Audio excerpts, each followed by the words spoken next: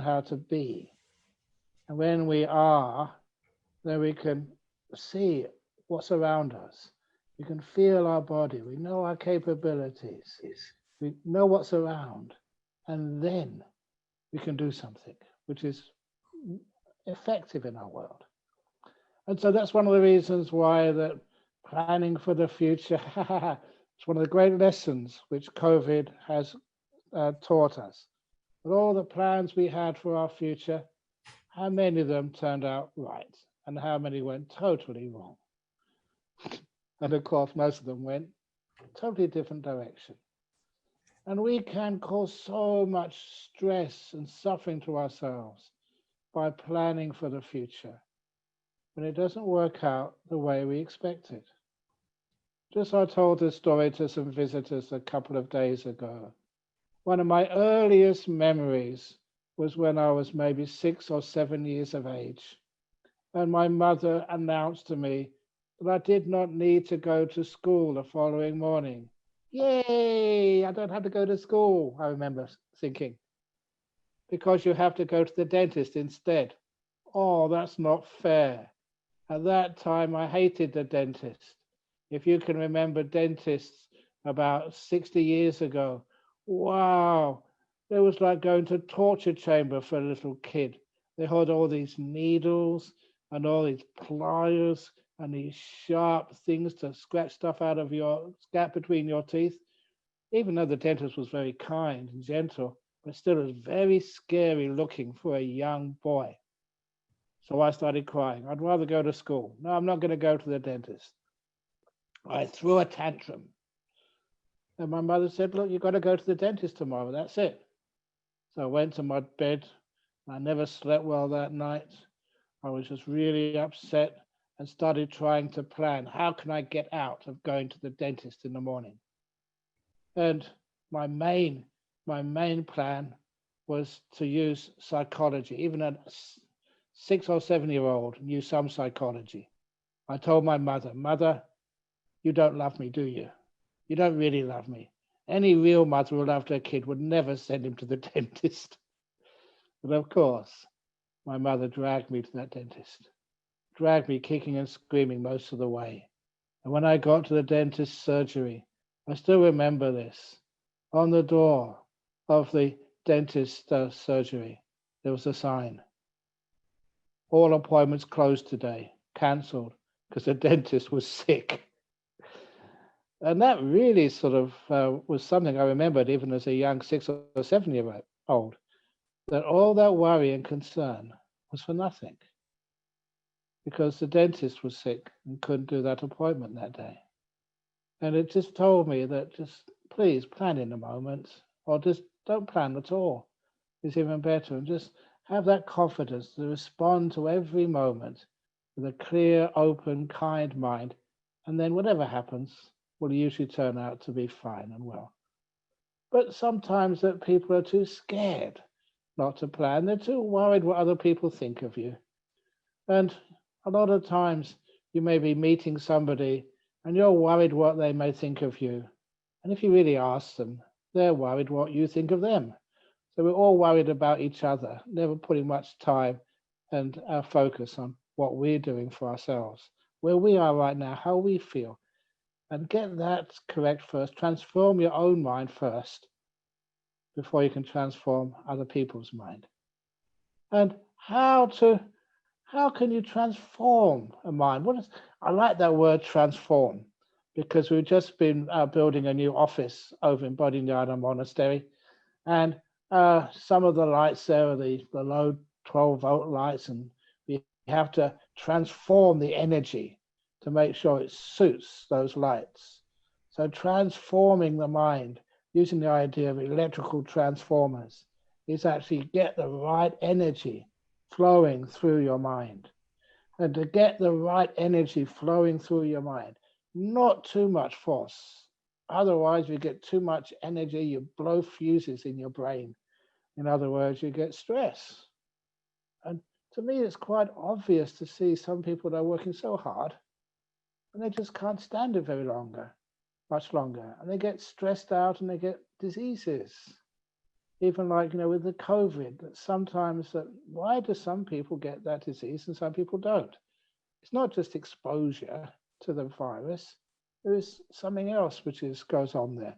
And I would love to see more of the research going into, why does it affect? Why do some viruses, sicknesses, illnesses affect some people more than others? It's not just physiological. There's some emotional stuff there as well, which really helps people become more resilient.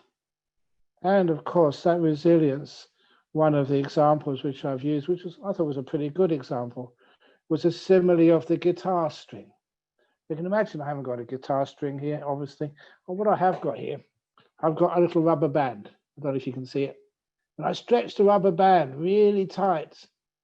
It's in stress. It's in tension.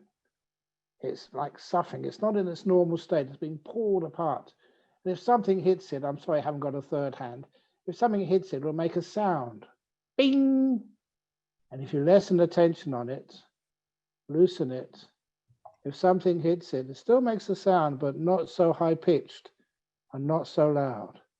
If you let it totally go, to let go, the rubber band is so loose, something hits it, it makes no sound at all. That's my simile for resilience. When sometimes people are so stretched, they're so taut, they're so busy going somewhere, carrying stuff from the past, they're stretched over time. And they've just got no power in their minds. They need to relax, let go, to transform, and then they find that they get loose and things hit them in life. Whether it's a virus, it doesn't even register. The immune system kicks in and stops it. They got disappointments in life. Oh, what is a disappointment? We can learn and grow from that. If it's any other difficulty, tragedy in life, oh, I just remember just talking to some people who just lost their family members recently. Just a young lady who just tripped in the garden and hit her head on a hard surface, and that was the end of her. It was just an accident, in perfectly good health before, and then she died. And of course, how can one have resilience there? And every one of you, at least most of you, probably experience that death sometimes. And the story which I use, which is a powerful one, it worked for me and it works for others, is to look at life like a concert. And when the concert's over, do you cry that the concert is finished? And you won't hear those musicians ever again? No, of course not. You feel what a wonderful privilege that was to have been there at the time. How lucky I was to hear some amazing performers, which I've heard in my life. That's before I became a monk. And I felt blessed. I felt benefited from that. Not sad. I never cried after a great concert. And the music always stayed with me. I always remember that as wonderful moments. Inspiring, uplifting, beautiful. They never go. So it's a different way of looking at what sometimes people feel are tragedies in life. And also that sometimes that when a death or calamity happens, why is it that people always want to blame somebody? I make mistakes, you make mistakes, and the world makes mistakes, and we try to do our best. Well, I've got great faith in human beings. We always try to do our very best. We just need to have more encouragement and just a little bit more leeway. When we make a mistake, not to be afraid of owning up to our mistakes, so we can admit our mistakes and learn from them. And that way that our mind grows in wisdom. When we hide our mistakes and think, oh, I didn't do that, that was not me, that was somebody else. When we hide our mistakes, why do we do that? We should never be ashamed of making mistakes and just say sorry. It's just a wonderful thing in life when you see someone just admitting that, oh, they were in error. They go up to someone and say, I'm sorry I did that. I made a big mistake. Please forgive me. And they're sincere about it. It's one of the beautiful parts of it being a human being. It's almost like a part of love and kindness. In fact, that type of forgiveness is such a beautiful way of transforming a mind, simply because it doesn't just hide things under the carpet. That's what denial does. Forgiveness is our honesty. It's holding up to the fact that you weren't perfect, and that when you own up to your imperfections and you reflect on them, you learn from them, you grow from them, you tend not to make those mistakes again. You learn. That's one of the wonderful things of forgiveness. And I'm not sure if this family is listening today, but many, many years ago, I had the privilege of doing my first celebrity wedding for a TV star over in Malacca, in Malaysia. And I don't do that many celebrity weddings. And sometimes when I meet a TV star, I don't know who the heck they are because I don't watch TV. That certainly happened to me once in Sydney when I was teaching meditation, and this one woman in the meditation group was looking at me and waving her hands at me and smiling, and she was really acting a bit strange. And after the session, I asked the organizer, who the heck was that? What should we doing? And she was some famous TV personality in Sydney. And I didn't know who the heck she was. And she was very upset that I didn't recognize her. But that's just being a monk and not watching the TV. But the most important thing is that whatever you do, you can make a mistake, you try and learn afterwards. You admit all the mistakes you do. That means you're not afraid. And anyway, this celebrity wedding, which I performed many years ago, that was the one part of the wedding ceremony which they really appreciated.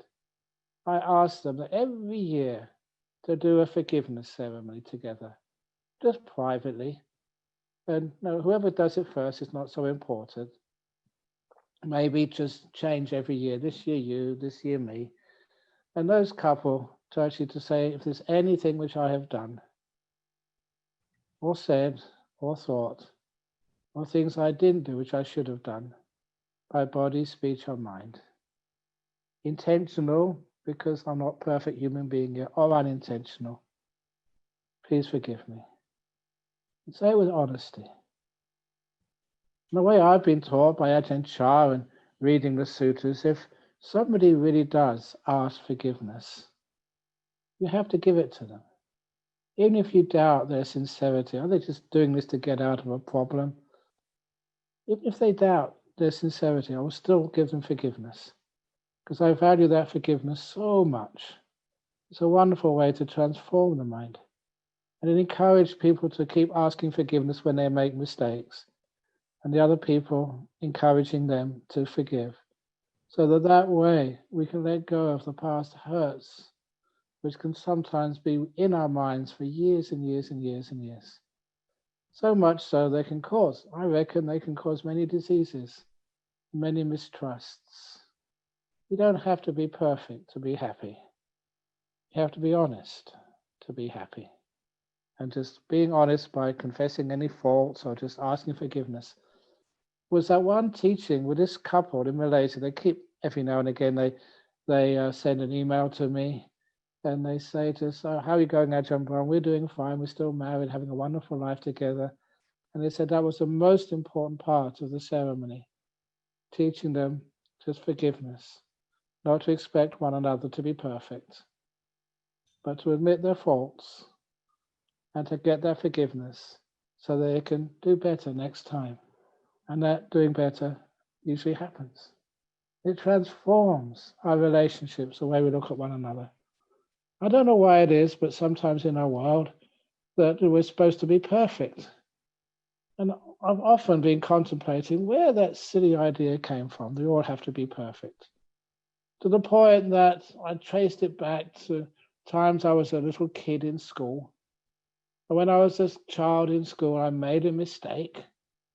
And I remember just one mistake I made at school. I don't think you've heard this one before, that I made a spelling error when I was talking about a relaxing time at some holiday camp. And instead of putting relaxing, I call a laxative time. I made a big mistake. That's not the word I really meant to say. But nevertheless, I always, from that moment on, I was only a young kid at the time, I learned the difference between relaxing and laxative. So anyhow, when we do make mistakes, admit them and just laugh at them, learn from them, grow from them. And that's just how we do transform. And this also means we're willing to take chances. So many people are so afraid, to take chances. They think there'll be failures.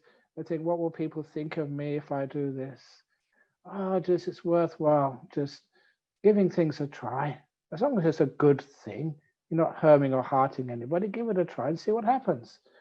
So many people at this particular time, they want to maybe leave this job and get another job, or maybe take some time off and see what happens, to change just, what you do in your life. Sometimes people are too afraid to take those chances. I don't mean being silly and just changing all the time and not doing any research or any just assessment of what might happen, but just give it a try and see what happens. And that means that you're learning, you're much more adventurous in life. And as you're more adventurous in life and to see what happens, sometimes you come across some wonderful people, some wonderful teachers, some wonderful experiences, which sometimes if I hadn't, say, gone to Thailand, if I'd have taken the easy option and just carried on working, what would have happened in my life? And I would have regretted that so much. So that's one of the reasons why you give it a try, see what happens. You never know. And a lot of times you come across some wonderful experiences. I also recall that was conditioned into me, again, from going to the University of Cambridge, where you're always encouraged. You had a stupid idea, and then they would say, no, give it a try, see what happens. And I do remember going in those laboratories in the old Cavendish laboratory in Cambridge, and you'd see people blow things up. I remember just once a student, the machine he was using went a big bang. Fortunately, it didn't burn down that particular laboratory. He certainly made a mess, but he wasn't punished at all. That he was trying an interesting experiment, which this time did not work. But who knows, next time it might work. And because of that they were exploring life and they were growing without being afraid. And obviously you'll have your backup plans. If it really goes bang too many times, you can always go and become a monk or something, or change career, or do something different, get a job in the army, I don't know. But anyway, they like bangs in the army. But anyway, or get a job for the New Year's fireworks celebrations in Singapore, I don't know. But anyway, that when we have that bit of courage, we find that we have a mind which can explore and can learn. And that's part of what mindfulness is. We are aware enough to understand how our mind works and understand in particular just how it can be low energy or high energy, how it can be very sharp or very dull, how it can be wise or maybe just go in the old routines of greed and ill will and revenge and stupidity. Why does it do that? One of the reasons is laziness. You haven't got enough energy, enough power to do something different and to see a different path to walk on. I still remember the Buddha's description of enlightenment and the Eightfold Path. Just an old path which has been overgrown in the jungle. You didn't make that path, you discovered an ancient path which led to this ancient city called Nirvana. And he had the courage to walk on that path and find this beautiful, beautiful, just silly and uncountable star resort of full enlightenment. And of course, he walked it, his close disciples walked it, many people walked it, and it widened the path every time people go down there. The path goes wider and easier and more comfortable. And so little by little, we transform our mind that way. But in particular, to energize the mind. It's one of the things which I've been teaching a lot. It's so important in all parts of your life, whether you're a kid at school, or whether you're at work, whether you are just relaxing somewhere or going on a retreat, or you're a monk or a nun or a teacher. Sometimes we get tired, especially when you get old. And well, someone said the other day, prehistoric, like me. I'm not really prehistoric yet, but it's a bit of an exaggeration, but you can see where they're coming from. But just as you get older, your physical powers decline, but your mental powers can improve and get stronger and stronger. How can that be the case? And of course, first of all, is understanding this mind is totally separate and different from this physical body. I've seen that too many times. Even though the body is tired, even though the body is sick, even though it's in the middle of a fever, still the mind can be so sharp and peaceful and blissed out. And to know how that works, that was one of the great insights of the Buddha. And we do use that mindfulness, but we empower that mindfulness. And the mindfulness is empowered by stillness, by stopping, by being still. And there's so many these tales. I'm sure many of the people who have been to my talks before are listening to this. But the story which comes to mind is a classic story of when after 6 or 7 years of being in Australia and always being busy building things or teaching or doing work, and just one day I was coming back to the monastery where I live, and I asked the driver of the car, please let me out to the bottom of the hill. It was a beautiful spring morning in Western Australia. And he did. And I walked up the 2.2 kilometers up what's called Kingsbury Drive up to Bodhinyana Monastery. And as I was walking, wow, it wasn't the exercise which I valued.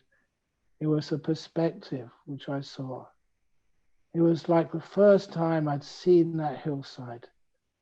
And it was beautiful. I never expected it to be so green and so lush and so shiny in the sunlight. And it took my attention so much, and it was so weird. I've been living up there for 7 years, and it's like the first time you've seen it. Where had I been all those 7 years? And now I stopped, and standing still, the greens got greener, the browns browner, the blues of the river and the bottom were more delightful. Everything got so beautiful and gorgeous. And I started wondering, where does this delight of beauty come from? And of course, the scientific explanation was that when you look through the window of a speeding car, not really speeding, maybe 60 kilometers an hour going up the hill, you look through the window of a moving car, and the light which reaches the back of your eye does not have time to form a proper image on the retina. And the signals which go down the optic cord don't have a time to be explored by your brain, and your mind can't really feel the texture of it and the depth of it and the beauty of it. It's all too fast. And then another image comes in, another image comes in, another image comes in. That's like looking through the window of a car. But when you walk, you go slower, and all the light has more time to form an image on the back of your eye. And the mind has more time to explore. It looks more beautiful, and you see more depth, more texture, more beauty, the slower you walk. And when you just stand still, you don't move at all. You don't think, you just drink in all the beauty, all the information of the scene around you. And that is so incredibly beautiful.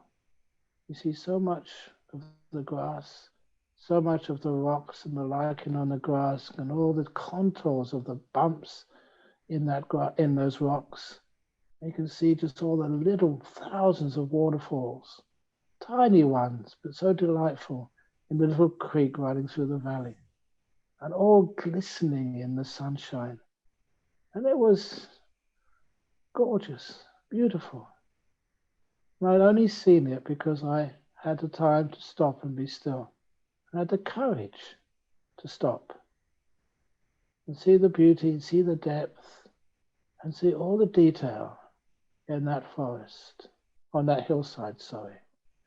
And that was such a wonderful metaphor for how to empower mindfulness with stillness. You're aware, but how aware are you? And as you become more still and more confident in that stillness, you don't think, you don't do, you don't go anywhere, you don't aspire for anything, because right now is more than gorgeous and beautiful enough. And you just stay here.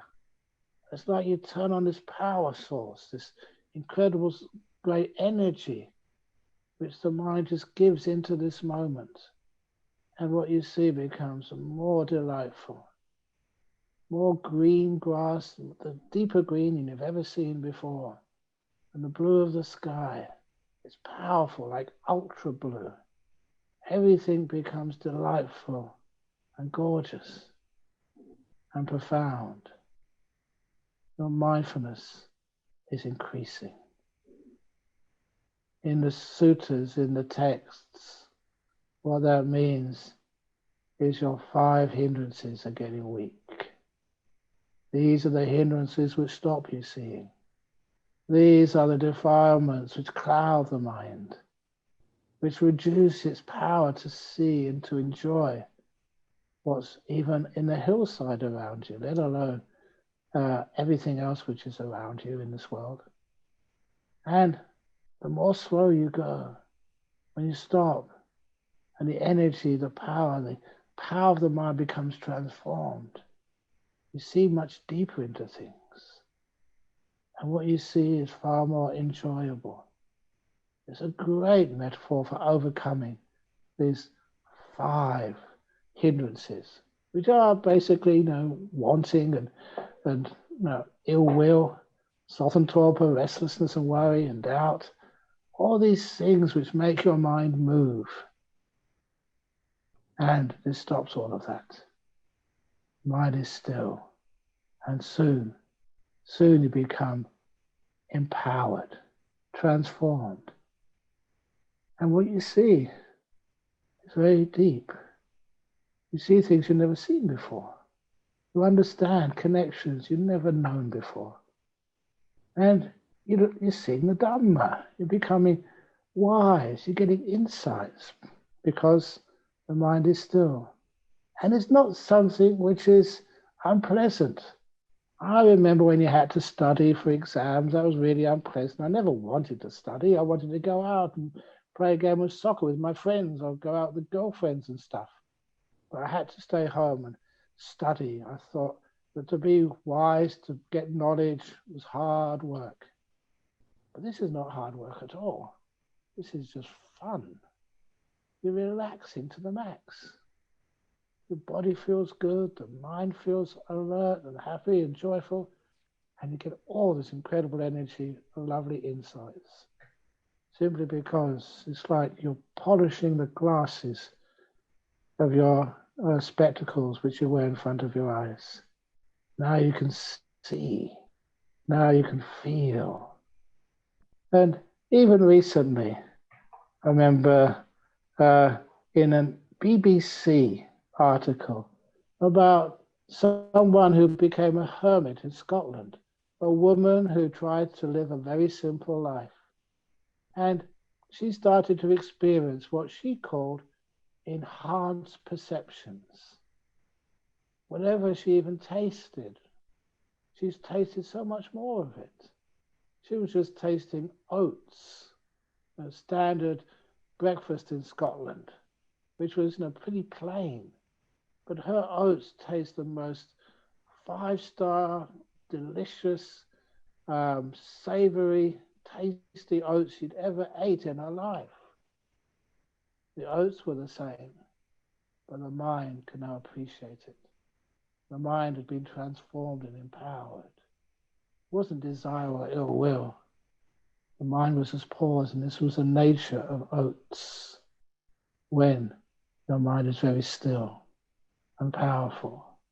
And not just that, sometimes going out into the windy hillside of Scotland, even the wind would be strong, blowing past her ears and her hair. But it had changed. It was beautiful. It was delightful. It was alive. She enjoyed every moment of it. She was transforming her perceptions by them becoming so stronger. They became blissful. And that's the other wonderful thing about transforming the mind, that the more it gets transformed, the more it gets energized, the more delightfully you see the world.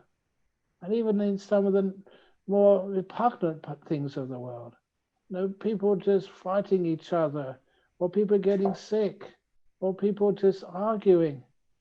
And have you ever seen maybe your children arguing when they were very young? And you laugh a little bit, you say, don't do that, but you don't take it so seriously. These days, people take things way too seriously. Differences of opinion became matters of war. I still remember who was it? The Lilliput and Gulliver, Gulliver's Travels. In Gulliver's Travels, that wonderful little satire, he found that these islands, these communities were having a war. And what was the cause of the war? They argued on, when you have a boiled egg, which side of the egg should you crack first? The narrow side or the fat side? And they had a war over that. And just how we can have so many arguments, cause so many problems over small things. But when our minds are full of anger and revenge and stupidity, when they're not energized, sometimes small things become huge. And I must be right, therefore they must be wrong. Isn't it wonderful if we can admit, I'm wrong? And the other people, what are they going to do now? At least it stops a lot of wars. And we can sit down and listen to one another and be kind to one another. And this is how we do make peace in our life. To have a ceasefire. I like the word ceasefire because it doesn't mean we're solving a conflict. We're having a pause. Because in those pauses between the conflicts of our lives and the struggles of our day, when we have pauses, that's where we can get energy, we can be wise, we can actually see solutions. That's what mindfulness does. We pause to stop and to understand and to fix things up. Usually when we understand, we see the problems and things get fixed up by themselves. We just don't go down that path anymore. Little by little, by slowing down, by stopping, by empowering our mind, transforming it, giving it energy, we get the happiness, the joy, and even what people say about you. You may have often noticed that when you're really happy, when you've fallen in love, when you've got a big promotion, which you're really searching for a long time, or when you just retired, yay, I'm retired now. When you're really happy, people can say all sorts of things about you, and it doesn't matter at all, because your happiness is so strong, they can't penetrate it to upset you. Which is one of the reasons why that when the mind is very joyful, then it becomes impregnable to some of the words which other people say. They may say some stupid words to you. You just end up just laughing. Still remember this. It was a Tibetan monk which I met in a conference over in Phnom Penh many, many years ago. And some other monk was just picking fun at him. And this Tibetan monk was laughing all over his face. And he literally fell off his chair. He's sitting next to me. While he was laughing, I couldn't actually hold him up. But instead of getting angry at the person who's saying bad things to him, he just started laughing. He laughed so much, and he certainly you know, I prefer to be the Tibetan monk and have bad things said about me and just laugh all over my face. And that person who was trying to pick fault with him. You ever noticed how that happiness, that strong mindfulness, it transforms the mind, whatever happens in your life? Oh, well, I've done my best. I've given it everything I've got. What more can I give? And then you can let it go and be at peace. Which means that we learn how to transform our mind from being scared of failure, scared of pain, scared of what other people say about us. We can transform it from being scared to something which is strong, which is happy. We can do our jobs, we can be successful in our life, we can create so much positive outcomes from this world, simply because we've got the energy and the happiness, and we don't give that up. We're resilient. When life's problems fall on us, it's cold, it's hot, we lose our job, we get another job, whatever happens in your life, you find that strength. We'll say, well, okay, I'm sick, I'm going to die. I'm going to die anyway. So it's not such a big thing. You get reborn again if you want to. So what's the big deal? You lose your job, other people have lost their job, get another job, have a bit of time off, relax, maybe do some meditation or do some more studies. There's so much you can do. And a positive mind, which is grown from deep meditation, is what will protect you. It's how we transform our mind. Some mindfulness, some stillness, some kindness, what I kept on calling kindfulness. Kindfulness and stillness. This beautiful the second factor of the Eightfold Path. Just let go. Sometimes I call it make peace. Be kind and be gentle. It's how the Buddha taught. Let go, be kind, be gentle. And the mind becomes very relaxed and peaceful and powerful and still. And you can feel the energy of the mind. You're like waking up. You can see more deeply. You know more. And even the noodles, or if it's in Sri Lanka, the hoppers you have in the morning. Wow, they taste like the best hoppers which you've ever tasted in your whole life. And it's not the cause of the chef. It's the cause of your mind. Your senses have been enhanced. And you can taste so much deeper, feel so much more. You are literally transforming the mind, and you can feel it. You know it. It's obvious to you. And that also means that you can see more deeply what is the nature of beauty in this world. Why do we react and reject things? Why do we always make assumptions which are most of the time not true? We go to conclusions way too quickly. We don't forgive ourselves. We don't forgive others. Lay blame, make judgments, and make our world and the world of others miserable. Instead of doing that, in a powerful mind, happy, joy, when we can give people the benefit of the doubt. Well, I don't know why you did that, but maybe you were in a bad mood this morning or whatever, I don't know, but giving that forgiveness. And people love that acceptance. Sometimes you know you've done a silly thing, but someone has the power, mental power and confidence to forgive you. They say, never mind, that's fine. I'll still be your friend. I'll always be your friend, no matter what you ever do. What does that do to you? That makes you a stronger, more peaceful person, a transformed person who has both courage and peace. Just learning from the other people. They trusted me, therefore I will trust them. Well, that's 45 minutes already gone. So hopefully you enjoyed that. And if we want to do according to my instructions, and I sometimes follow instructions, not always, but Now is a possible time to do some meditation.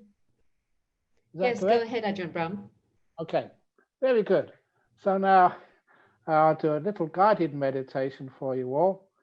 So it's very easy for you. You don't need to do anything. Just close your eyes and just soak in my brainwashing. I mean, my teaching. In other words, just first of all, with your eyes closed, but be kind to your body, first of all.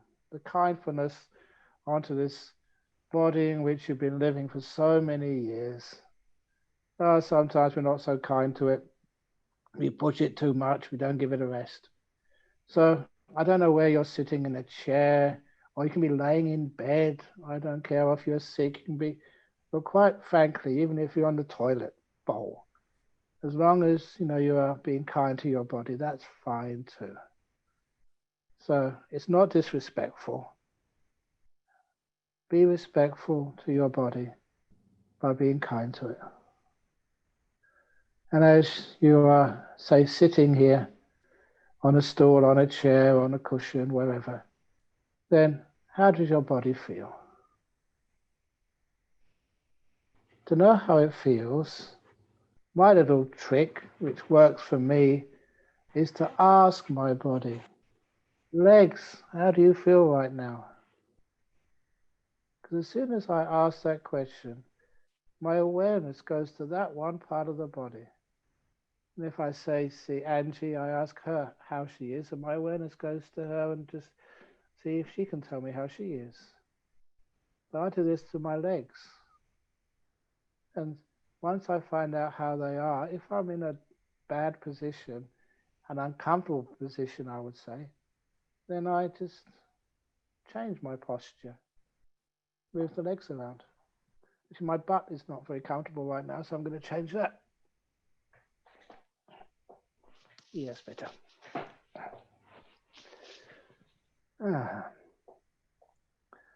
So I ask my butt, is that fine now? And so I imagine the butt saying, yeah, it's okay now. Check my back. How's the back feeling? Stretch it, move it away from the chair or back on the chair. I think tonight it feels good on the back of the chair.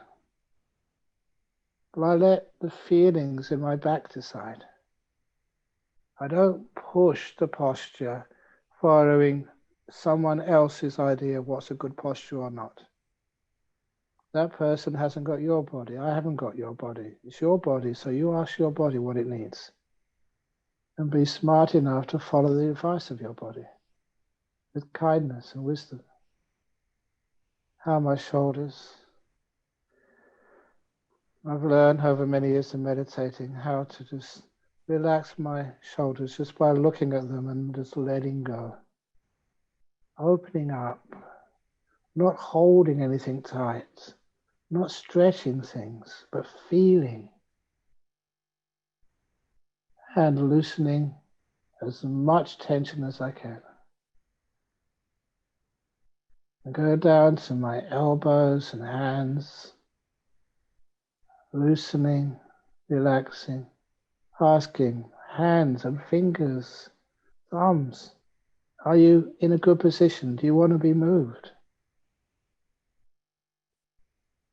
Until my hands say they are really comfortable. Thank you very much for being concerned. Now I can let them go. And go up, usually go up to my neck, making sure that's well balanced. The throat is at ease. And up to my facial features, the muscles around the eyes and the mouth and the head. I feel them. How are you? Almost as if they did not belong to me, but they were my friends. I inquire for their well-being, mindful of their state of comfort. I learn how to make them more comfortable by loosening that tightness, lessening the tension, relaxing to the max all the muscles in my face. advantage of this is you can only feel bodily sensations in this moment. It brings me into present moment awareness. It brings me into a state of silence. I'm not having some conversation, I'm just knowing. And then I become aware of my whole body sitting here. That's one unit. That's how I imagine it. And every part of it has been cared for, been looked after. And it responds. It always does this. It responds by feeling delightful. It's like it's thank you. Thank you for relaxing me and caring for me. And the delightful feeling of a relaxed body becomes the object of my mindfulness. It's strong, it's there, and it's easy to watch. Delightful relaxation. Just being here. With a body which is at ease. And it knows that if it wants to be adjusted, I'll do that. It says it's fine. It's comfortable.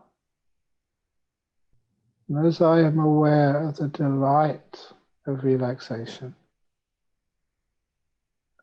the relaxation always goes deeper. I can feel my back and my face, my legs get even more at ease.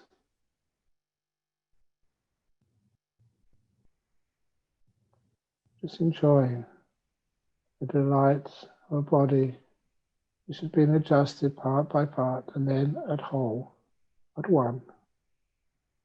Just sitting here with nothing necessary to move anymore. No physical business left. At ease. And then I need to relax my mind. I go inside and to look at what I've been calling for quite a few years now, my peaceometer.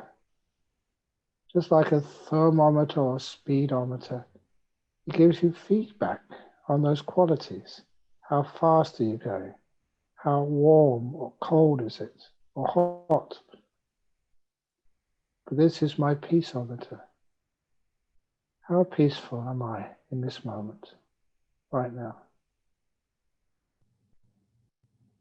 I give it a number from 1 to 10, or roughly. Then I also know what makes my mind more peaceful, or what agitates it. It's a pretty easy insight to see and to prove. Your future, worrying about the future, being concerned about what's going to happen next, that agitates the mind.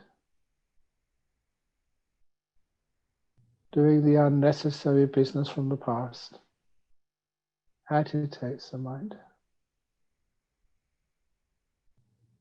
Being in this moment with nothing to do, being confident is to be, relaxes the mind. You can feel that relaxation getting deeper. Same way, when you turn on a heater, you can feel the temperature getting warmer. When you turn off past and future and turn off the thinking, you can feel the mind getting more and more calm, more and more peaceful. You may get tired at first when you do this meditation, but make peace with any tiredness. Just is that your energies are low because you've been working hard.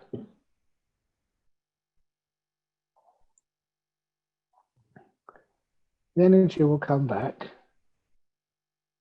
because when you're not spending energy, you're not wasting it. The natural energy of the body and in the mind starts to accumulate. The less you do, the more the energy builds.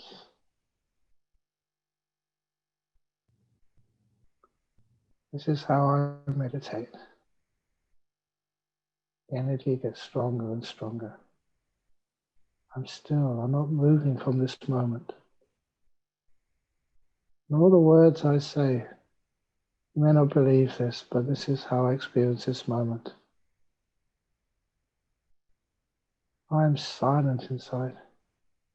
These words speak themselves.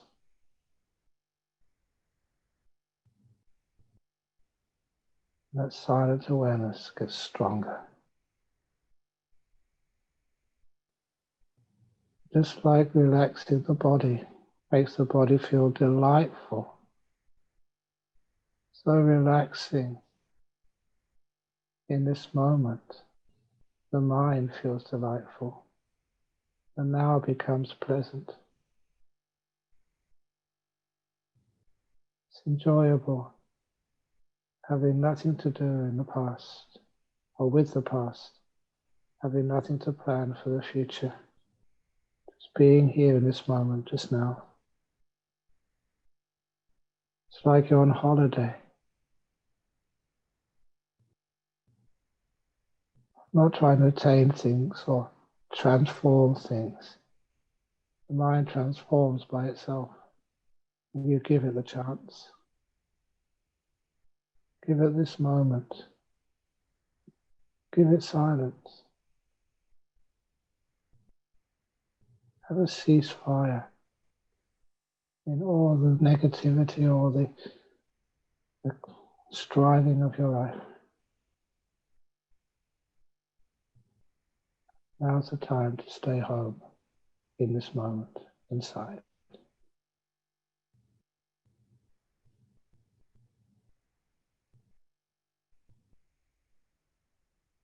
And for me, this is usually where my breathing comes up. Just become aware of the breath. I don't choose to. It's like it's the only thing which is moving. My breath, when I don't go looking for it and trying to imprison it, I just let the breath come to me. It's always very, very peaceful. So easy to watch. It's delightful.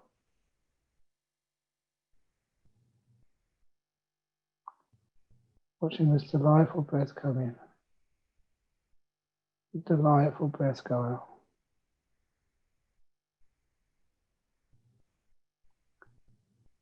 Sometimes I compare it to sitting by an empty beach, just watching the waves come up the shore, gently, calmly, watching them ebb away again. Your breath come into your body. Watching your breath go out. Nothing more to do in this moment. It's resting. There's no challenge for you to achieve. No competition.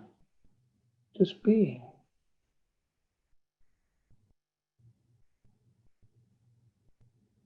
Not trying to prove anything or judge anything. You just are.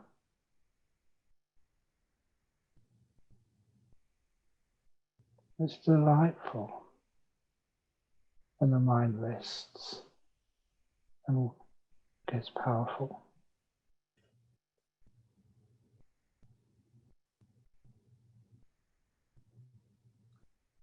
You go on for longer.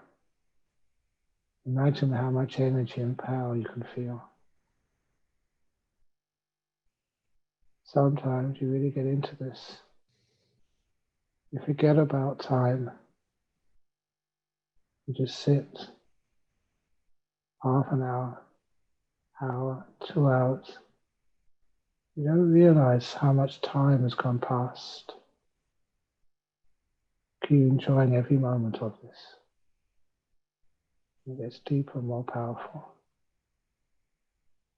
When you come out of those meditations, wow, You're really empowered.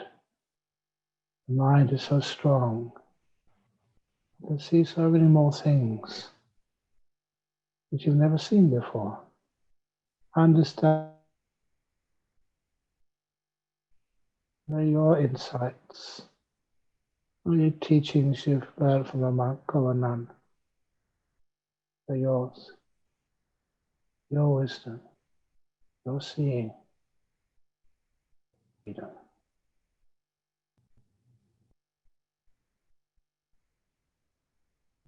Now, if you'd like to open your eyes slowly.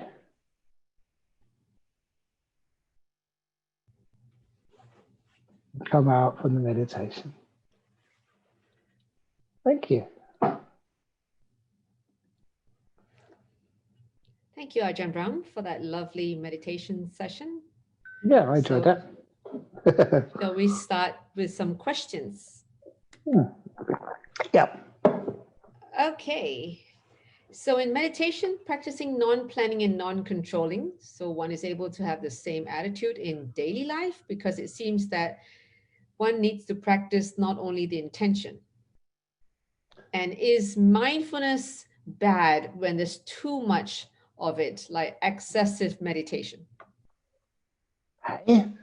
No, you can't get bad mindfulness from excessive meditation. You get just even better, powerful meditation. But in order to make use of it, in whatever you're doing, keep the plans made out of rubber rather than made out of concrete. Concrete you can't bend. You try and change a piece of concrete and it's just set hard and it just will not give. Rubber bends. So in other words, you make a little plan and then just change it if you need to.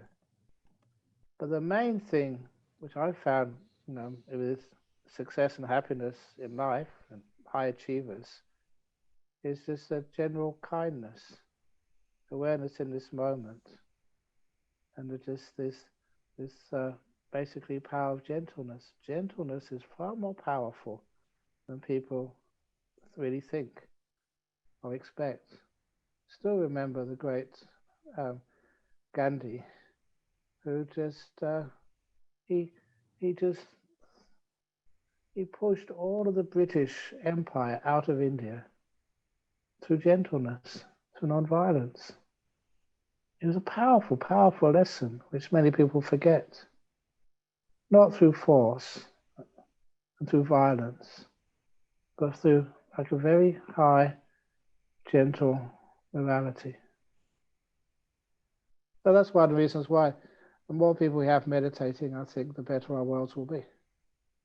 And also, it's not just the more lazy we'll be, the more things we will invent, the more harmony we'll have, the more time we'll have being able to work on things instead of just fix up all problems and protests and sicknesses and stuff.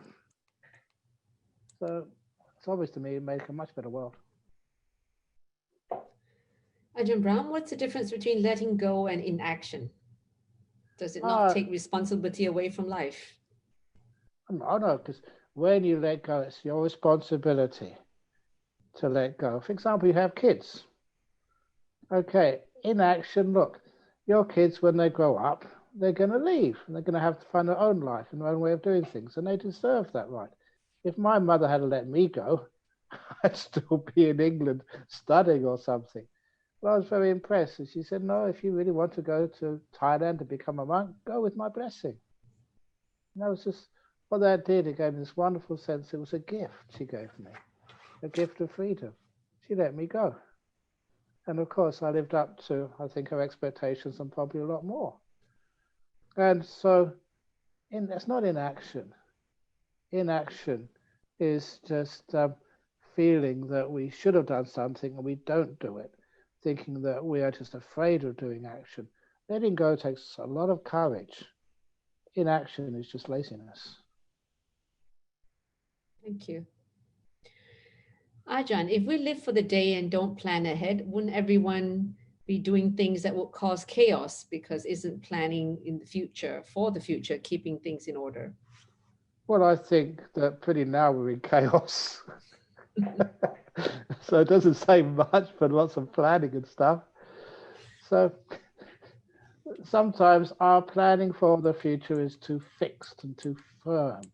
And we're so busy planning for the future, we're not really appreciating what's actually happening now.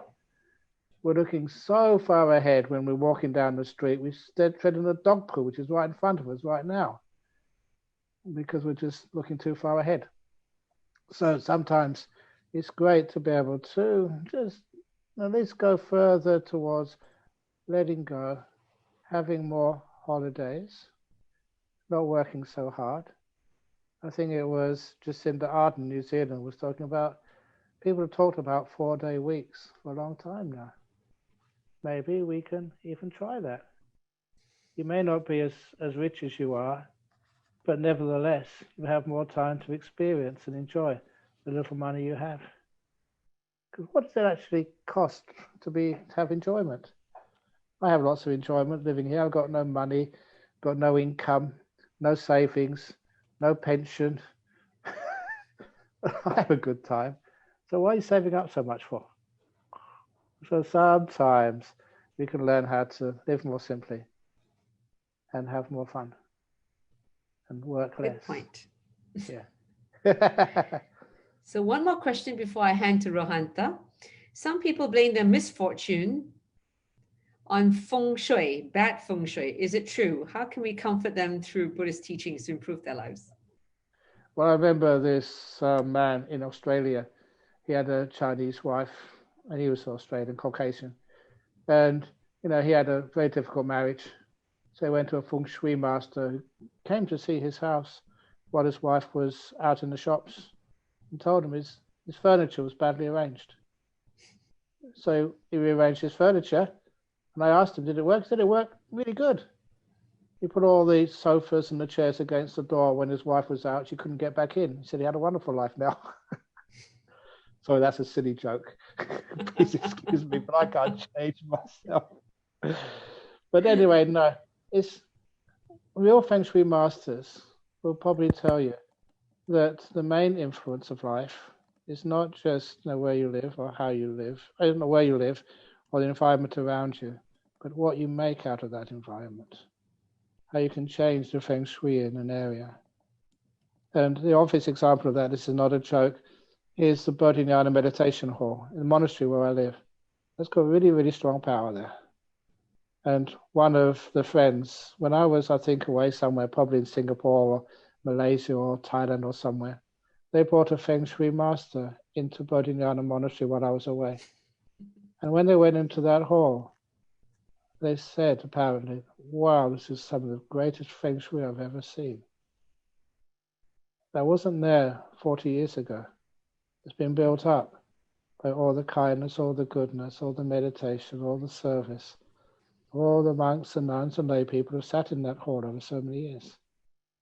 So Feng Shui can be enhanced, it can be established, it can be improved by the actions and the mind states of human beings. Yes, I think if you bought the best place and you're always having arguments and conflicts, there's not going to be much good feng shui left. No, indeed, yes. Yeah. So Feng Shui, you make that, you create it. All right, Rohantha, do you have some questions you'd like to pose to Ajahn? Yes, please. Okay, so I've been trying to compile some of these questions and kind of sometimes bundle them together because they are kind of more related to each other. So the first one is, Ajahn, how would you explain the benefits of Buddhist meditation to a worldly youngster? Most of them would prefer a secular type of meditation. And also the accompanying question is, due to the ever-increasing popularity of mindfulness practices, these days we hear a lot about secular meditation practices as opposed to Buddhist meditation. Rather disparagingly, some even refer to former practices as mindfulness. Can you please elaborate as to what the difference is? Okay, because we have words like secular mindfulness and Buddhist mindfulness, but you go to 100 different teachers and they'll all teach different things. So it's not what people teach which is important, it's what people practice which is important. And if you take some of those teachings from whatever teacher and you try them out, see what works. Now, in our world where you have a young person, say, having exams, you may have heard me teach before about how I used my meditation practice to actually do very well in my final exams. It's a good story, so please let me say it at length. It's those days, natural sciences in University of Cambridge, theoretical physics was part of natural sciences tripos. There were 7 days of exams, Monday, Tuesday, Wednesday, Thursday, Friday, and Saturday, so it's 6 days of exams. And it was 3-hour paper in the morning, 3-hour in the afternoon with an hour for lunch in a row. And that was just really hard. You didn't have any breaks between the exams except for 1 hour for lunch. And in the evening, go and take a rest and back in the in the examination hall in the afternoon or in the next morning. So Monday, Tuesday, Wednesday, Thursday, Friday, Saturday in a row. And so the only way I dealt with that was not to have lunch. I'd have a breakfast in the morning, a dinner in the evening. I wasn't a monk yet, obviously. And lunchtime, I would just go back to my room, sit down on my cushion and meditate for half an hour. And this is what happened every lunch hour during final examinations at Cambridge. Sit down, the first thing which came into your mind was the past. How did I do in the morning exam? Did I answer those questions correctly? Did I put enough explanation in? Now, right or wrong, the morning exam had gone, it finished, it's passed, and there's no way in the world I could change it. What a waste of time it was, all that rethinking over the past. So I could let it go, because I trained in letting go of the past. Next thing which came into my mind was a worry about the afternoon exam. Should I just stop my meditation and do some more study, some revision? But because I knew how to let go of the future, I could not worry about the future. I needed to rest and build up my energies now if I was going to be successful in the afternoon. So I let go of the past and the future, which for me was the morning and afternoon exams. And then I noticed something which I hadn't seen before. And that was I was shaking. I was physically shaking because of nervousness. This was a big time, final examinations. And I never thought I was nervous. But once you notice what the problem is, the nervousness, you can just look at your hands and just calm them down and soothe them. So my body stopped shaking. And the last thing I noticed was how tired my brain was. I was exhausted after a 3-hour exam in something like quantum physics. And I had no energy left. I think when I describe this, I usually say it's like having a tea bag which had already been used. You can't get much more tea out of it. But I also knew if I could just be still for a while, just relax, the energy would come back. And it did every lunchtime, 5 or 10 minutes, and my brain started becoming awake, alive, refreshed. So I use that meditation to go into the exam room every afternoon, refreshed. And this is a true story that my friends would say that I was the only student who came into the afternoon examination with a smile on my face. They were all worried terribly. I was smiling. And they thought afterwards, they never said at the time, they thought I was cheating. Somehow or other I know the answers. Of course I wasn't, well, maybe call it cheating because I knew my meditation and how to relax and empower after a very difficult morning. And that's just one advantage over many just in your world. Other things which you learned, innovation. How important is it in our world to see new things, the different ways of doing things, to break new ground? And innovation, I still quote, what's his name again? Josephson, Brian Josephson. He's the only Welshman to get a Nobel Prize in physics. And it was for quantum tunneling, which became the basis of supercomputing. And he got that Nobel Prize insight after meditating. And Nobel Prize in physics. And he says that, so credits that to the meditation he was doing beforehand. So, if you want a Nobel Prize, if you want, well, what's the other quote I like saying is the Thai temple in Wimbledon in London, that every year, maybe not this year, but most years before, in the early morning, they'd always have a visitor coming early in the morning to go and meditate in the gardens. So they've got beautiful gardens at that temple. And the reason he would meditate there, because the Thai temple in London, is in the suburb of Wimbledon. And it literally is just almost next door to the Wimbledon All-English Tennis Club. And that man is no other than Novak Djokovic, who would go there every morning to meditate before he actually played his matches. And he did pretty well, for using that awareness, that mindfulness, that meditation before playing in the Wimbledon tennis finals. So there's so many cases like that of people using mindfulness to enhance their achievements in life and their health, their well-being. Seems like everything. So anyway, go on. So Ajahn, that leads to the question, what's the difference between samadhi and vipassana meditation techniques? It is no difference.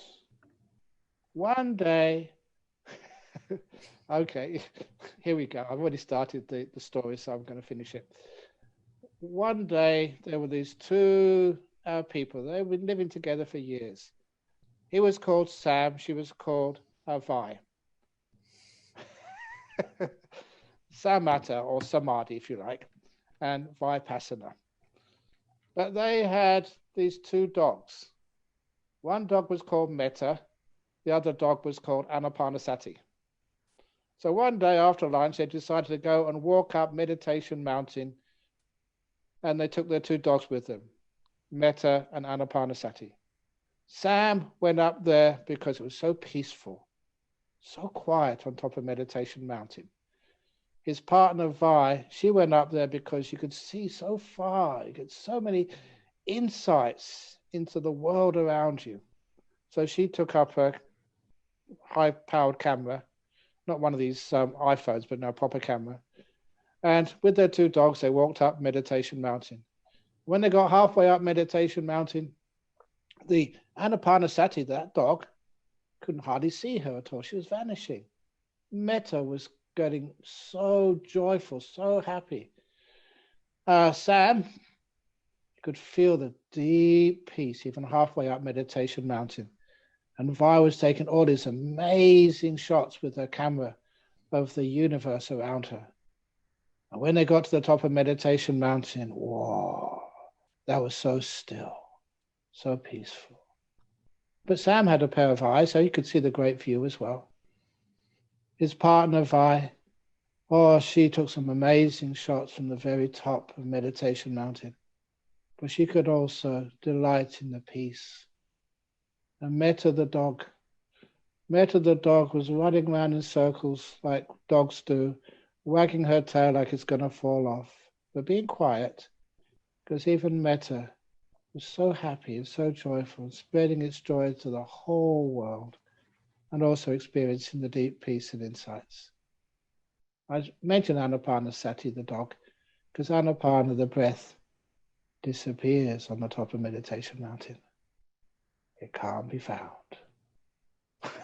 So that's the story. They go together. They can't be separated.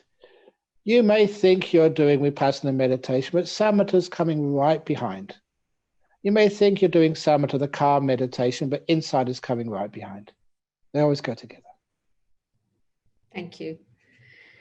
So Ajahn Brahm, is the key to transforming an unenlightened mind to have unlimited kindness and compassion to one's own mind?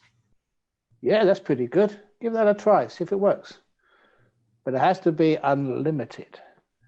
Unlimited compassion means you open your heart totally to what you experience. Boundless, totally, no exceptions, no measuring.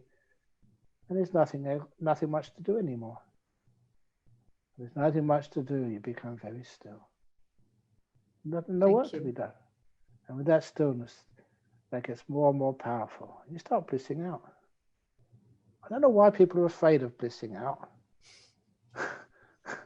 It's amazing, isn't it? Why are they afraid of blissing out and having some happiness?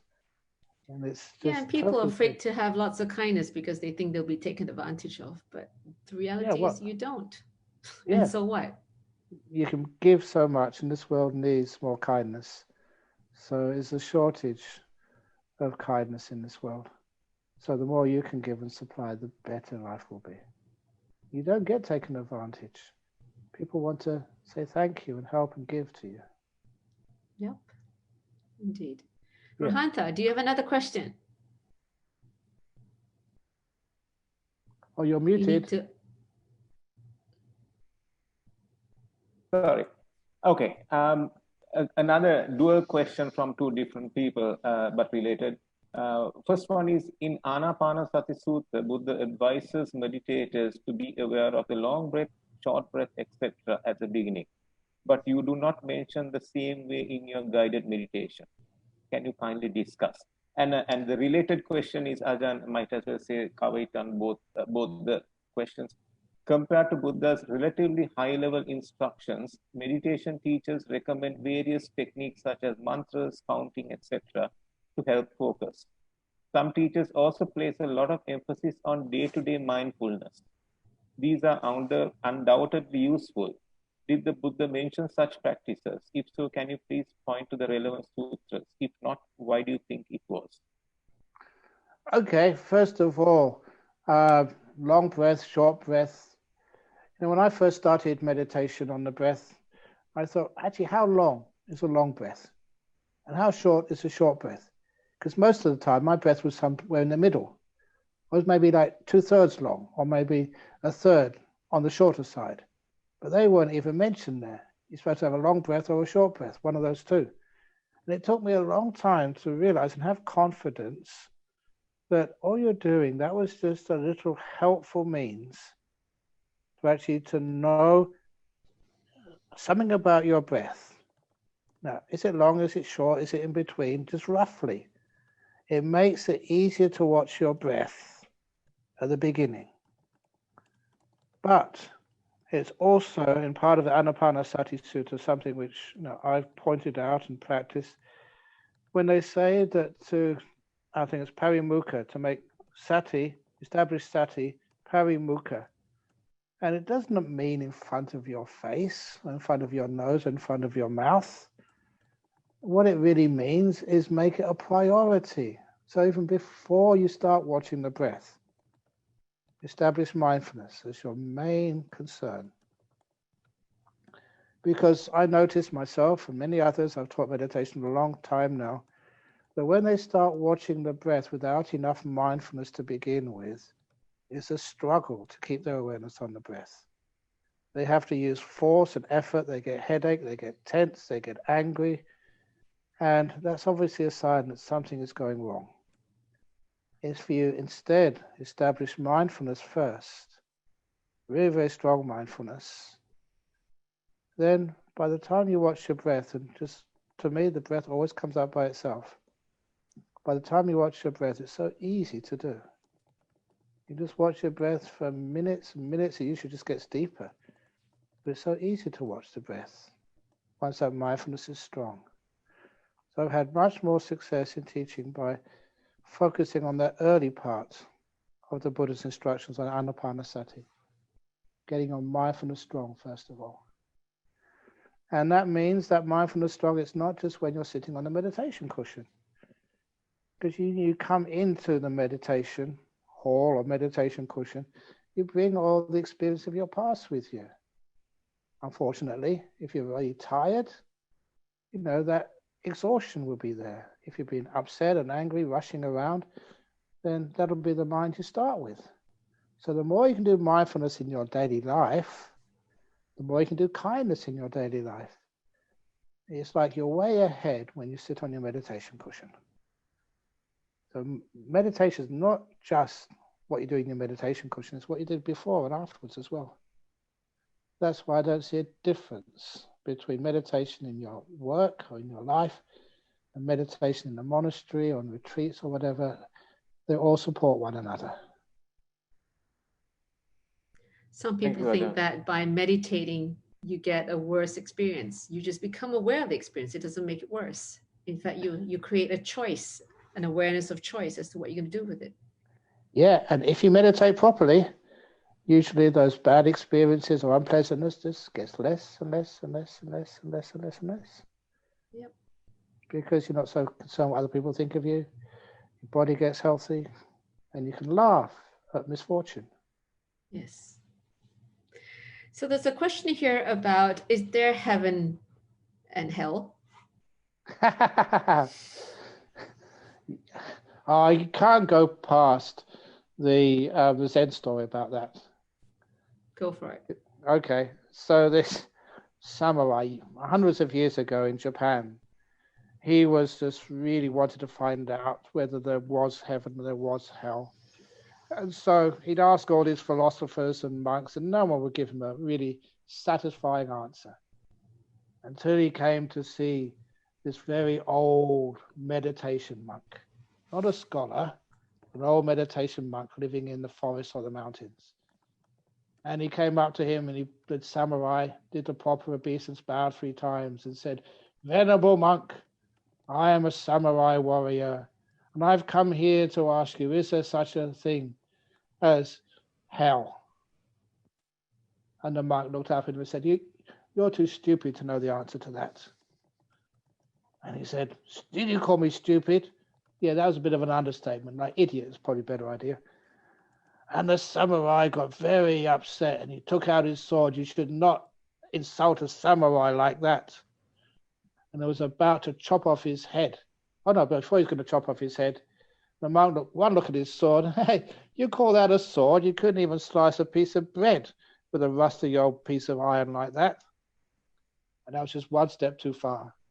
The samurai put his sword back and was about to strike the monk's head and cut it off. And the monk said, "That is hell." Your anger, that is hell. Now, it's a very sort of touch and go thing to do. I wouldn't do that with a samurai warrior, but that monk got away with it.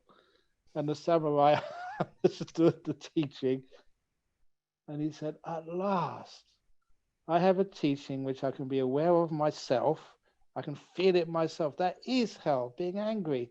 He put his sword away, bowed to that monk with tears flowing from his eyes. "At last, I met someone who can teach me, not from sort of theories, but from practice. Thank you, that's wonderful." And the monk said, "And samurai, this is heaven." The forgiveness. But that's a beautiful little story of sometimes we can be very theoretical. But then, what is heaven and hell? It's this attitude of mind. And that once we die and get reborn, we can take the attitude of mind and make a hell out of any place, make a heaven out of any place. You don't have to wait till you die, right? You don't have to wait till you die. There's many people you see in hell right now, many people in heaven.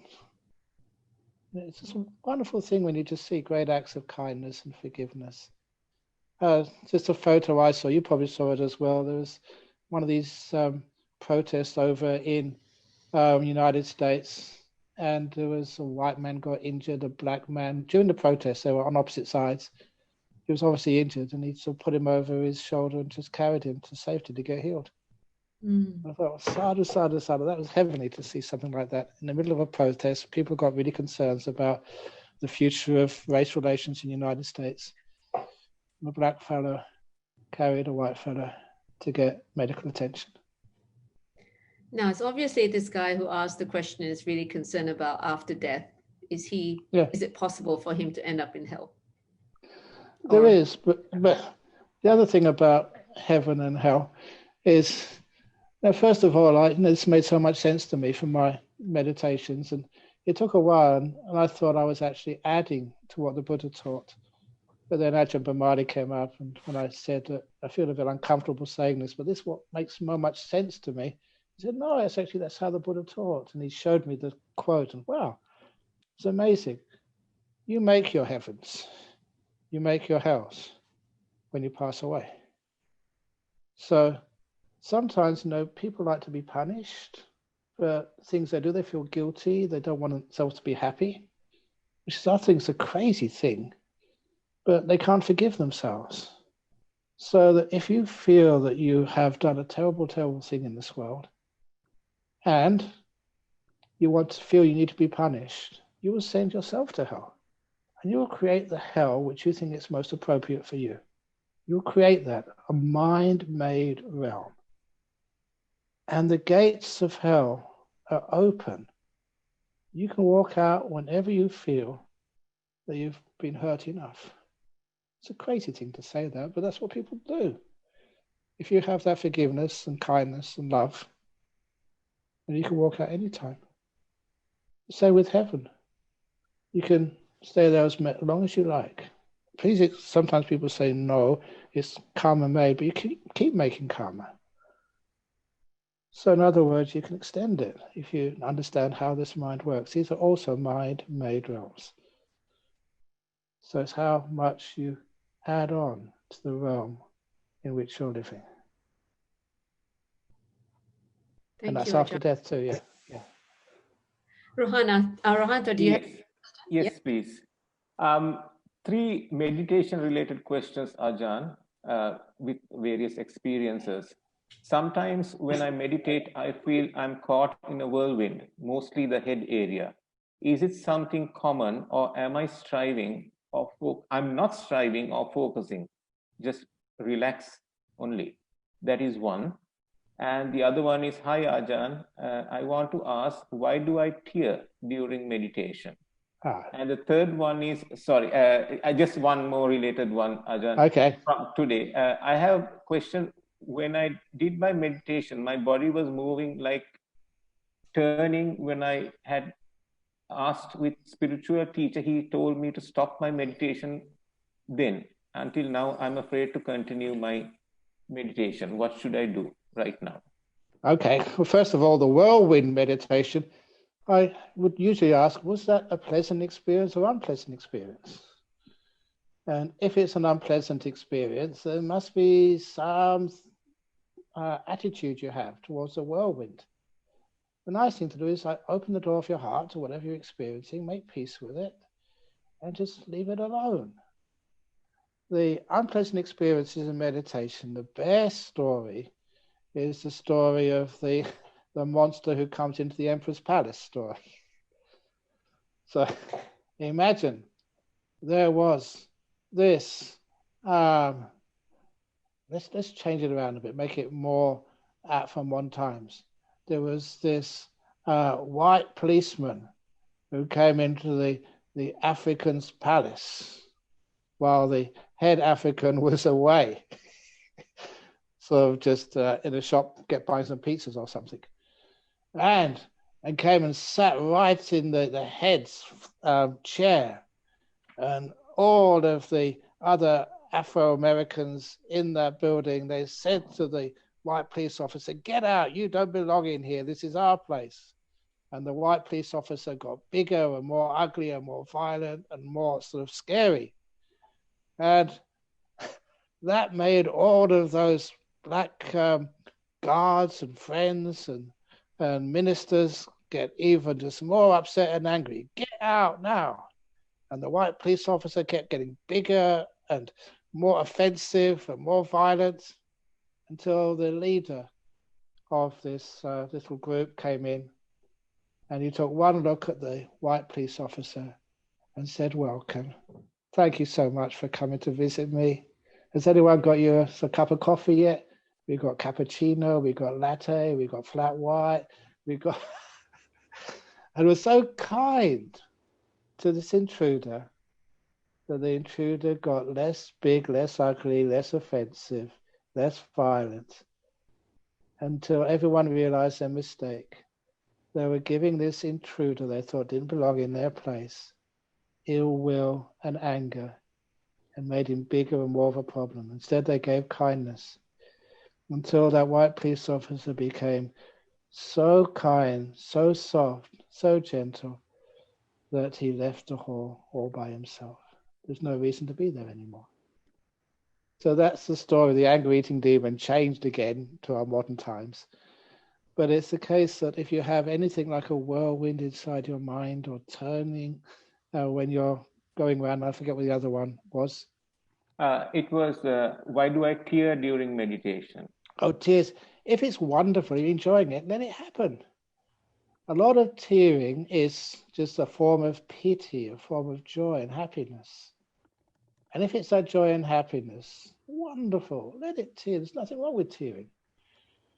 And sometimes you get so much joy in meditation that you do get sort of teary-eyed. I get teary-eyed in some talks which I listen to, or going to places in India, like the Vulture's Peak. I always cry on top of there. Just can't help it. Just get so much bliss coming up.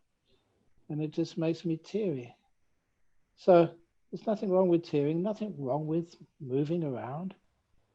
But the only problem is with the attitude, the response we have to those movements. If I was you, I'd just let it be. And be kind to it. Be aware, mindful, and kind, and see what happens. And usually those little problems, they get less and less and less. They just vanish away by themselves, like the story of the anger-eating monster. So I've teared up in meditation. Whirlwinds, I haven't had whirlwinds in meditation, I must admit, but sometimes you have nimittas, these visions in the mind going spiraling quite fast, but I'll leave them alone. If I try and slow them down, they get faster. If I just leave them alone and be kind to them, they slow down by themselves. And turning around, I've seen other people just turning around during their meditation. You just leave it alone. Just let the body disappear. Just watch your breath instead of the body, and then it just stops by itself. Thank you, Ajahn. I don't see Angie at this point in time, so I'll ask another question. Yeah. Ajahn. Yes. Can you explain the practice of Yoniso Manasikara on the path to liberation, and also how you would describe Dhammanudhamma Patipada, please? Okay, that's a very sort of profound question. Yoniso Manasikara means, it's usually translated as work of the mind, which goes back to the source. It means seeing where things come from. Their yoni, their womb, their why. And I give credit to Venerable Bhikkhu Bodhi. In one of his books, it was his first book on dependent origination, on the Mahapadana Sutta. And in his introduction, he gave a very good explanation of the difference between Dhamma and the word Atta. Many people know in Sri Lanka the word Atta for Atthakatha, the explanations of the suttas. But where he was saying that this moment, what you're experiencing now, where it comes from, what causes it, is called Dhamma. It's looking back to the source of this experience which we have in this moment, the why. And the Atta is where it leads to. So Yoniso Manasikara is not seeing what will happen after this talk, but where did this talk come from? Why did this happen? What are the causes for this? And once we see the causes for this experience called now, we work back and see those causes. That's called Yoniso Manasikara. Finding out the why. Where did this originate from? And that's, that when one looks back why, where this comes from, one sees the dependent origination, the causality. There's something here solid, permanent, like an essence, which always has been, always will be. But there is just empty causes and effects, empty phenomena roll on, all caused by one thing or another. And that's us. So what's the other question? That's sort of Yoniso Manasikara. Can you please describe Dhammanu Dhamma Patipada, please? Dhamma anu Dhamma Patipada. Probably won't give a very good description of it because I don't really follow that particular word or phrase that often, but it's just basically, I would actually say, I'm not quite sure, see the context of these words, because some of these words have different meanings in different contexts. And I would like to actually to get the whole, even paragraph to understand what that really means. Dhamma anu Dhamma. But anu Dhamma means like along with, Dhamma along with the Dhamma. So I'd imagine it would be like seeing the source of things going backwards and backwards and backwards into where this comes from, seeing actually how these things work, and understanding just this thing which we call which we assume to be a self. Why do we make that assumption? And how wrong is that? Being able to do all of that, the actual practice, all of these practices, whether it's Yoniso Manasikara or Dhamma anu Dhamma, you really do need a very strong awakened mind. In other words, one which has been empowered by meditation. That's really important to emphasize here, simply because people know how to think and they can get information and ideas, and some of those ideas are crazy ideas. But when you have powerful meditation, you can cut through those very simply. It doesn't make any sense at all because the mind is very, very strong. And you understand with a strong mind like that, remember the Buddha penetrated dependent origination after emerging from the jhanas under the Bodhi tree for the first time. And that gave him the power, the courage, the strength to see just what was the cause of suffering was birth. I was just talking with one of the nuns recently. That was a powerful insight. And sometimes people don't realize how powerful that actually is. People take it for granted, think that's easy, obvious. It's not. It's a powerful, powerful, powerful little teaching. And from that, just the whole of dependent origination opened. It was like the first crack, which the whole of Yoniso Manasikara just unfolded. See how it works. But I hope I got that right, because the Dhamma no Dhamma, I don't use that very much, so I may have misunderstood that question. Yoniso Manasikara is easy, yeah. Angie? Yes, Ajahn, there's a very interesting question here from an 11-year-old girl from Singapore. She says, my body feels very awkward. Sometimes I have this experience. I'm floating out of my body when I'm resting. Sometimes I can control it, but sometimes it all happens all of a sudden. I don't really feel uncomfortable, but do you have any advice for me? Yeah, just leave it alone. When it happens, let it happen. You're perfectly safe. Nothing to worry about. And if you do actually float out of your body, after a while you get bored of it. So what? And also be careful, because it's not good to invade other people's privacy. So, if you are floating out of your body, don't go around and see other people's rooms and see what your brother is doing or your mum and dad are up to. That's their room and you should leave them alone. So be kind to them. And it usually disappears by itself after a while. But the other thing is, because many people get afraid, they go out of their body. It's a real thing. It's only a limited number of people, very limited number of people can do this. But if it do leave your body and you feel afraid of coming back, the fear will obviously often stop you coming back into your body. You get a bit tense. You usually come back in your body anyway. But if you want to come back easily back into your body, you use a technique which many hypnotists do. You do a countdown. You don't say, I want to go back into my body now. You say, I'll come back into my body after the count of 10. 10, 9, 8, 7. Much slower than this. 6, 5, 4, 3, 2, 1. Now back in my body. A gentle way of coming back into your body if you happen to leave it. And a follow-up question here is, I'm just curious about the past life. In some meditation, they said focusing can enable you to see the past life? Yeah, it's not focusing so much. It's by, again, abandoning those 5 hindrances.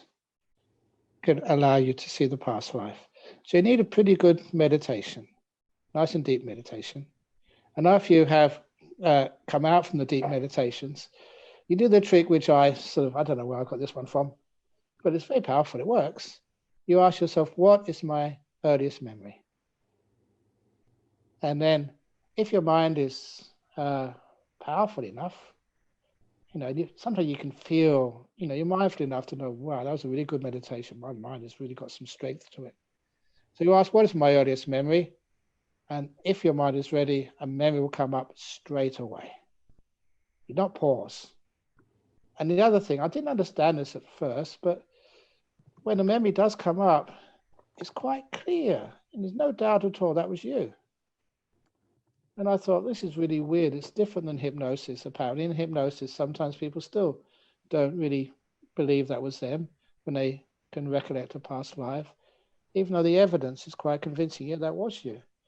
But if it's like done after meditation, there's no doubt at all. And I realized, oh yeah, of course, that's because the 5th hindrance of doubt is totally overcome. And so it's like, you remember just what you were doing, what you had for lunch today. And, very clear, you know what you had for lunch. Now you know what you had for lunch on your birthday in your last life. No doubt at all. That's the amazing thing. But that's how it can be done. And people do it. They don't tell people about it, because sometimes if you tell people about all these little tricks, sometimes people just want to take you into a lab and put a machine on you and just test it out. So in other words, you just become a freak rather than just a meditator. Rohanta? Yes, Ajahn, the next question is, Buddha's teachings clearly state that skillful speech in our daily life is so important. Can you please expand on the practice of skillful speech and the benefits in one's day-to-day work life, especially in the business world and in one's spiritual advancement? Yeah, well, skillful speech is, first of all, not telling lies. So, because if you tell lies, of course, people don't trust you anymore. And it's worse than that, because after a while, you don't trust yourself. So if you're talking to a teacher, or even just trying to understand your own path in meditation or path in Dharma, sometimes one deceives oneself. So that line can become a very, very bad start to a deceitful life where there can be never any or very little growth. It's okay to be honest when you even make mistakes, and you tell your boss, look, I'm sorry, I shouldn't have done this. I made a mistake. Hopefully you've got a boss who can understand that your honesty is a sign that you're trying to do much better, and you do much better, usually much more effective after admitting mistakes. Over here, I'm the boss of Bodhinyana Monastery, and that's one of our rules there. Every monk is allowed to make mistakes. And I've found they make far less mistakes that way, because they're not stressed out and afraid and tense all the time. So the right speech of like not lying, but also like being kind to your fellow workers. Just a couple of nice words of encouragement. You can usually tell that a worker may be in a bad mood. They may have had a terrible morning, an argument with their wife, or maybe their kid is sick and they didn't know whether they should go to work or not, and they just went to work anyway because they need the employment.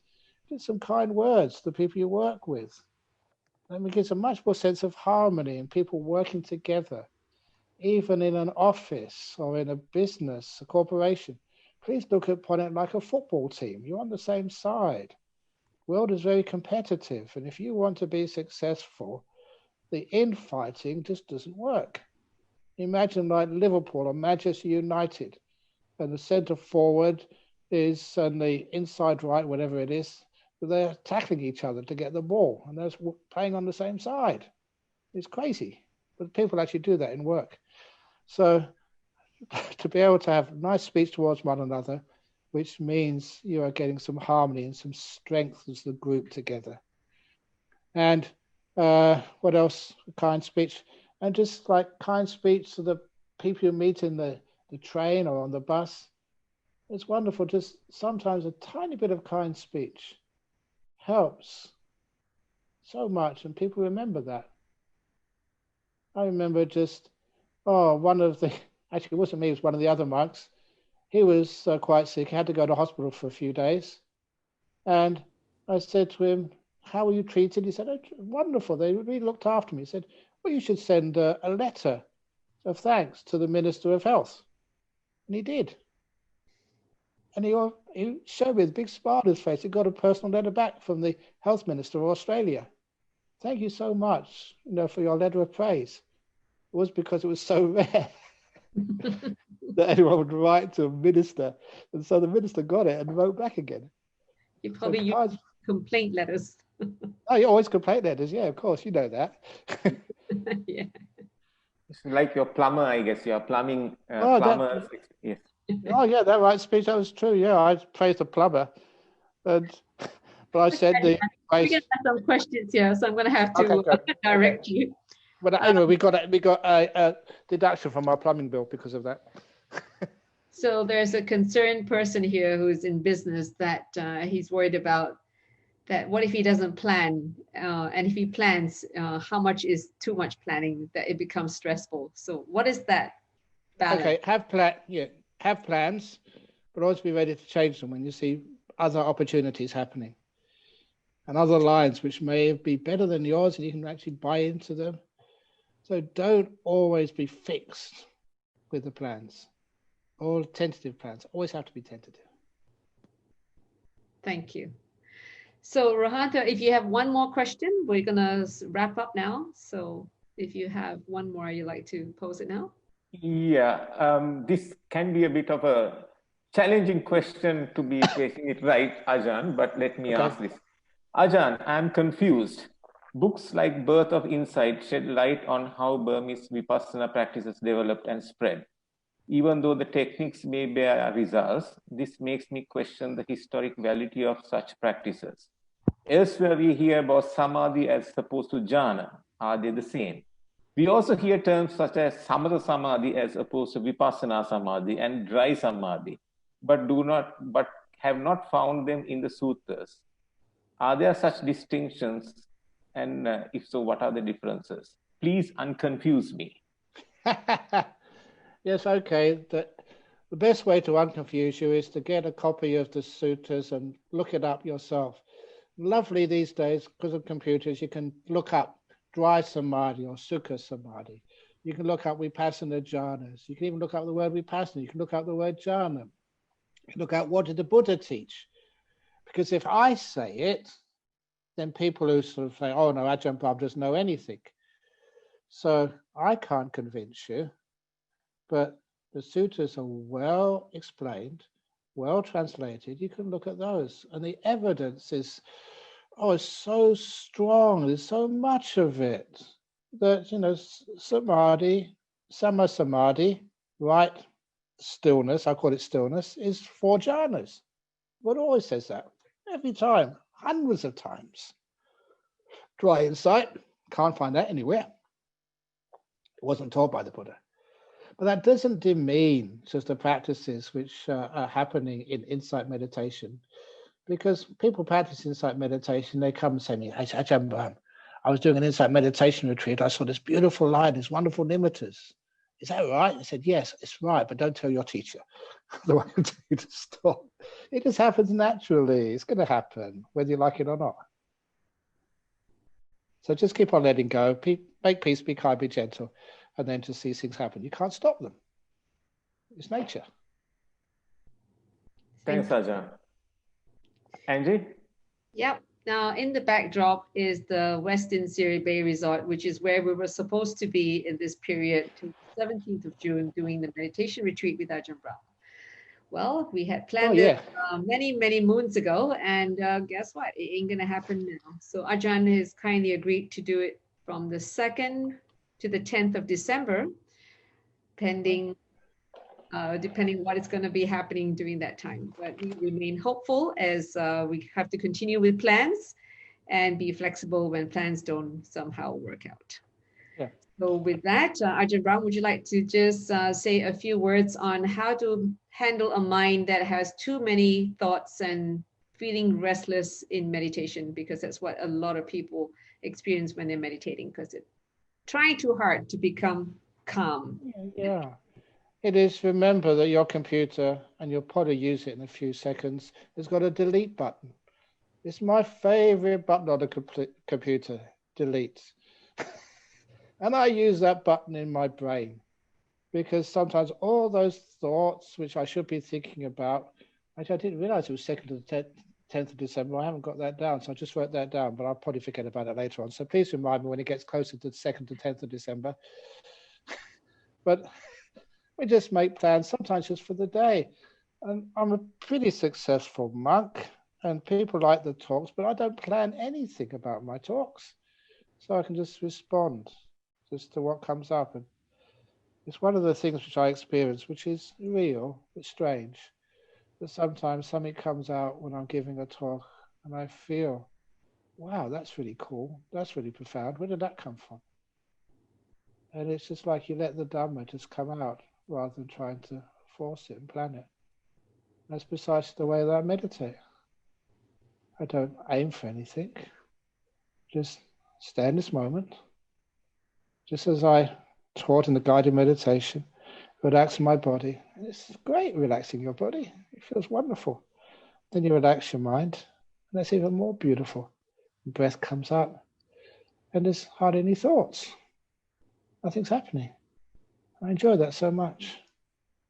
We soon recondition our mind by experience to enjoy the power of a still mind rather than a thinking mind.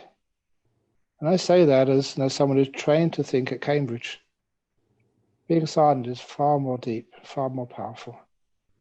And you learn how to do that. So you don't give things names. You don't worry. You relax to the max. And that's not a joke. Relaxing to the max is just a powerful teaching. Okay. You want some more? Okay. And that's by letting go, not trying to achieve peace. Indeed. Ajahn Chah, somebody reminded me of this old story of Ajahn Chah, but it's very short and wonderful, about the mango orchard, the mangoes planted by the Buddha. Lots of mangoes, they're all fresh and juicy, but there's only one way you can get those mangoes from the trees planted by the Buddha. Only one way. You can't climb the tree, you can't get a cherry picker, you can't throw things up, the mangoes won't fall. You just sit under the mango tree perfectly still. Just hold out your hand and a mango will fall in. Such is the wisdom and compassion of the Buddha. Ajahn Chah used to say that. You don't do anything to get enlightened. Otherwise, enlightenment never happens. Even jhanas, deep insights, you sit perfectly still and open up your mind with kindness, compassion. All these incredible insights. Where the heck did that one come from? It just falls in. It comes to you. You go chasing it, you chase them away. Well, the other story, quickly, is the monkey and the donkey and the carrot. You've heard that one before, obviously. How does donkey catch the carrot? Running after the carrot. Oh, when the stick tied on the back of the donkey's neck, string on the end of the stick, the carrot in front of the donkey's mouth, 2 foot in front. Donkey runs after the carrot, will never catch it, because when the donkey moves, the stick moves, the string moves, the carrot moves. And the donkey's been running after it so long, the donkey learns how to stop. Be still. And as soon as you're still, the carrot goes further away. But you continue being still, being patient, and then the carrot starts coming towards the donkey. And soon the carrot is 2 foot in front of the donkey's mouth, coming very fast. And comes right to the donkey's mouth. And the last thing the donkey has to remember is to say, carrot, the door of my mouth is open to you. Come in. And that's how donkeys catch carrots. That's how people become enlightened. You've been chasing enlightenment for such a long time. Stop. It will go away first of all, it seems, but be patient, it starts coming towards you. And then you're sitting down without any expectations. It comes so close. Thank you. Thank you, Ajahn. Very good. I invite you to close this with a blessing and Okay. all that to get your date of the next talk that you like to give. I'm thinking about it. Anyway, I give a blessing first of all. Sabha vinimuto sabha santa pavajito sabha veramati kando nibuto chatuang bhawa sabitio vivachantu Sabharogo vinasatu mate bhavan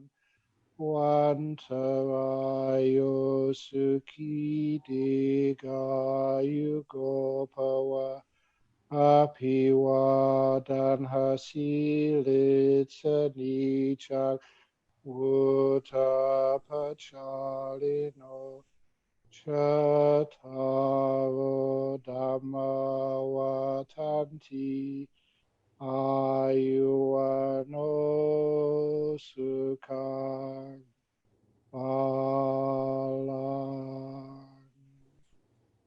Thank you, Ajahn. So, I don't know what you chanted, but I assume that it was good and it wasn't a funeral chant. No, it wasn't a funeral chant, it was a marriage chant. It was just a well-being chant. And it was a funeral chant, it would be in advance. No. Childamangala Sutta. Thank you very much. Very good. So, Okay. See so I ya. haven't forgotten. Would you like to give your next date? I haven't been thinking enough. What day is it today? The 16th? 16th 30th? of June. 30th? I think that's still before our age retreat starts. Am I doing anything else on the 30th? Crikey. Okay, 30th of June. Try 30th of June. 30th of June. Oh, lovely. Okay. It's a 2 date. weeks. Am I doing anything? Okay. No. I'm busy that night. Yeah, I'm free. Oh.